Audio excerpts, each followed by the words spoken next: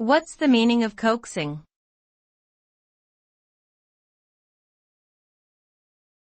Coaxing.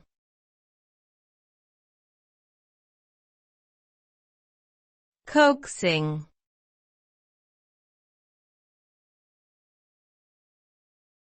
Coaxing.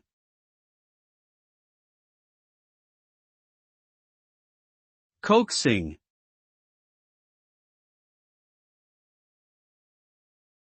Coaxing refers to the act of persuading or gently urging someone to do something they may be hesitant or reluctant to do. The result of coaxing can vary depending on the situation and the person being coaxed. It could result in the person feeling more comfortable and willing to take a desired action, or it could lead to frustration and further resistance if the person feels pressured or coerced. Overall, coaxing is a delicate persuasion technique that requires understanding and empathy towards the other person's feelings and concerns.